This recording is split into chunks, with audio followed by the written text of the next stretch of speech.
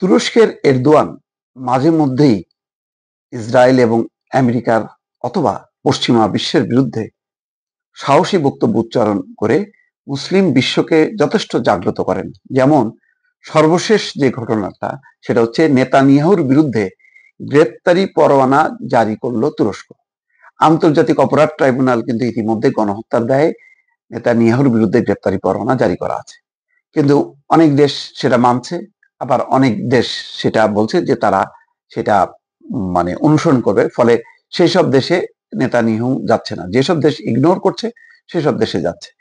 তো এইটা একটা সাংঘাতিক ঘটনা যে তুরস্ক শান্তি আলোচনায় ছিল এবং স্বাক্ষরকারী অন্যতম দেশ, এবং ডোনাল্ড ট্রাম্প প্রশংসা করেছে যে এই শান্তি চুক্তি সম্ভব হয়েছে তুরস্কের মতন দেশের উপস্থিতির কারণে। বিশেষ করে এরদোয়ানের নেতৃত্বের তিনি প্রশংসা করেছেন, আরো কয়েকটা দেশে করেছেন, কাতারের প্রশংসা করেছেন, মিশরের প্রশংসা করেছেন, তার মধ্যে অন্যতম হচ্ছে এরদোয়ান। সেই এরদোয়ান আজকে তার দেশ নেতানিয়াহুর এবং দেশটির শীর্ষ পর্যায়ের কর্মকর্তাদের বিরুদ্ধে গ্রেপ্তারি পরোয়ানা জারি করেছে।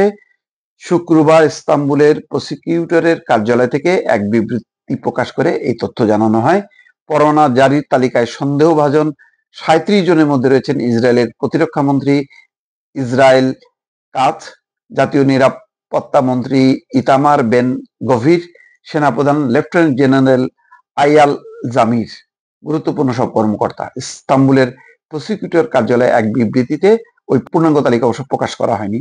তুরস্ক অভিযোগ করেছে ইসরায়েল ২০২৩ সালের অক্টোবর মাস থেকে গাজায় ধারাবাহিকভাবে জাতি হত্যা এবং মানবতার বিরুদ্ধে অপরাধ চালিয়ে যাচ্ছে। বিবৃতিতে আরো বলা হয়, ২০২৩ সালের ১৭ অক্টোবর আল আহলি ব্যাপটিস্ট হাসপাতালের হামলায় ৫০০ জন নিহত হয়।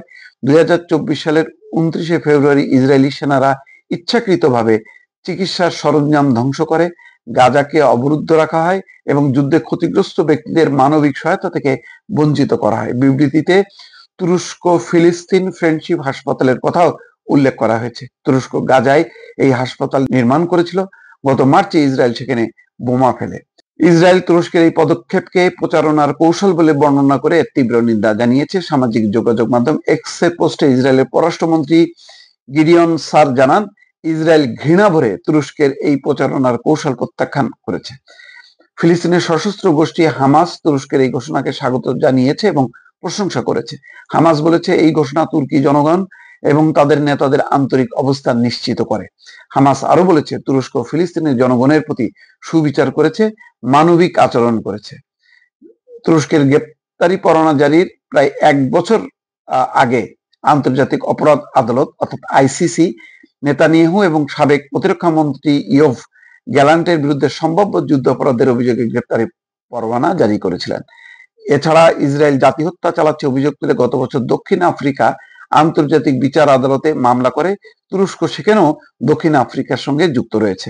২০২৩ সালের অক্টোবর থেকে শুরু হওয়া গাজার যুদ্ধে ইসরায়েল অন্তত ৬৮,৮৭৫ জন ফিলিস্তিনিকে হত্যা করেছে। যুদ্ধে আরো ১,৭০,০০০-এর বেশি ফিলিস্তিনি আহত হয়েছেন। একটা অমানবিক পরিবেশে এবং যখন নাকি খুবই কোণঠাসা গাজা, হামাস, সেই সময় তুরস্কের এই সাহসী পদক্ষেপ নিশ্চয়ই উৎসাহ যোগাবে এবং অন্তত ডোনাল্ড ট্রাম্পের টনক নড়বে যে দ্ব্যর্থহীনভাবে যেভাবে সমর্থন চালিয়ে যাচ্ছে ইসরায়েলের গণহত্যাকে, তখন ভাববে যে তুরস্ক অন্যতম একটা শক্তিধর দেশ, সেই দেশটাও আজকে গ্রেপ্তারি পরোয়ানা জারি করলো। ফলে একটা অন্তত চাপের মধ্যে থাকলো ডোনাল্ড ট্রাম্প। দর্শক।